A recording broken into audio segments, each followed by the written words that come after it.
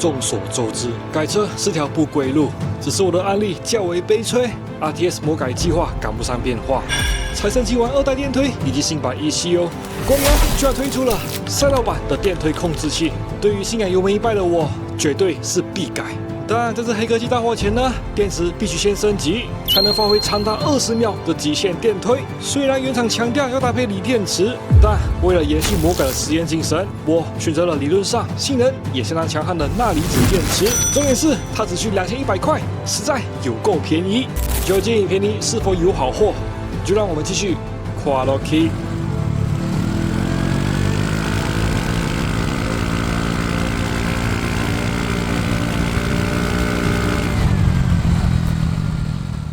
鈉離子電池它這個東西，它的能量密度會優過于一般的這個鉛酸電池，是高非常多。對，然後它的低電壓的時候放電也會特別的強。對，因為有關於能量密度的關係啦。但是它鈉離子跟磷酸鋰鐵比起來，它又是比較低於磷酸鋰鐵的，是我們俗稱在講的鋰鐵電池。那但是以 CP 值來講，鋰鐵電池它的售價會比較高，可能會接近到萬。對，因為像它的售價我記得好像9000跟12000，就以這種規格來講。對，那這個大概只有它的1/5啊。對，目前它是屬於比較新世代的東西。對，那以機車來講的話，我覺得鈉離子是可以嘗試看看。對，沒錯，就是新東西，然後玩玩看。那實際上它穩不穩定、安不安全，還是要經過一段時間的考驗。对，沒錯。那就我們可能就先用鈉離子去試試看它的電推，那看能不能順利的放電，然後或是回充的速度夠不夠快。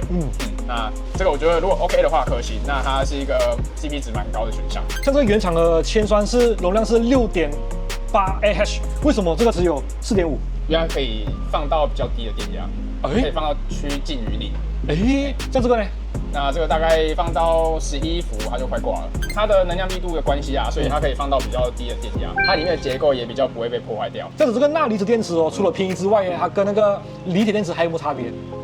最明顯的就是價格嘛，因為鈉這個東西比鋰好取得，那所以它當然價格就壓得比較低。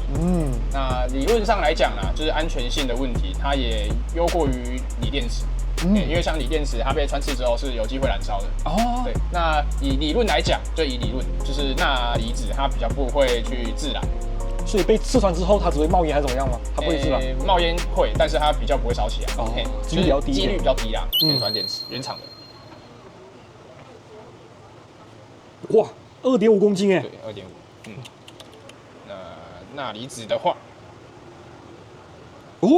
差不多3點多倍。对，差不多。哇，這樣子感覺可以100米加速多要0.87秒。成長哦，對。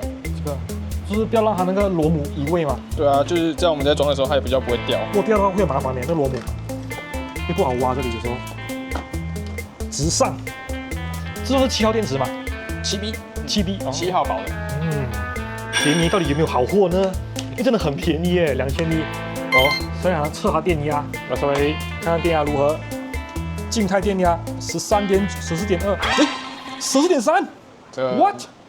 因為我不確定是不是因為它當初來的時候電池它充的比較多啦。對啊，等下就行駛出去之後，然後可能經過放電，然後再經過回充，那看它電壓有沒有比較穩定。就是看它回充的速度。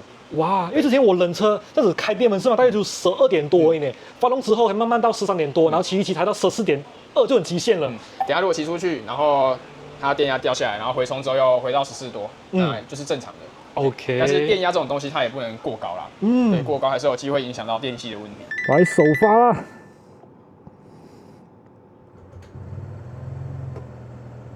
，13.8， 13.7，它會掉慢慢回歸正常了，很正常好，注意不要超過14.5就好。就不要超過13.8，開雙閃，然後按剎車，它也不會掉有掉0.1啦。待會就試試看，補油有掉是嗎？再回油，等它回充之後，我會補油看看，就連續做個3、4次。準備了，13.9 ，Go！ 不行，起步還是不能油門一拜。13.7，油門一拜，有掉，回油，再拜。第2次也是有介入，等它回充再來拜，連續3次都有介入，再拜。連續4次都有介入啊，電推。哦，哇，這個距離不夠啊，不到是，感覺應該是有效果吧？目前測起來，改了鈉離子之後真的有差嘞。就是哦，之前呢，我每次如果是補油回油，就讓它那數值回來是嗎？你再補油，比如說它也不會掉誒，可能是電壓回充不足，還是電力不夠怎麼樣？因為聽說光陽的SH 的保護機制還有點龜毛的。目前剛有試過了3-4次，連續補放都可以直接都有在變化，所以它應該是回充效能有提升吧。再試一次哦，13.8油门一拜，可以掉了，馬上再回油。OK， 電壓升了，再馬上補油。哎，都有掉哎，然後等它升 ，OK， 馬上補油。对啊，喂，有啦。如果用這個作為參考的話，真的是有差。改了電池之後，酷。而且之前我打雙閃啊，有時候它的電壓都會浮動的嘛。然後現在我打雙閃是嘛，它這個電壓都可以恆定，所以也是效果的具象化的參考嘛 ，I don't know。但是這一次沒有測，慢慢補油。2代電推油門一拜，掉了，回油。等它升再掉，哇，升很快耶！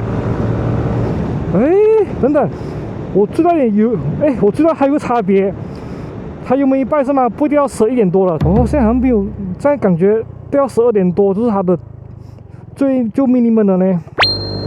目前13.8，油門一拜，11.7，哦，就是我油门一拜是嗎？它都掉到11點多。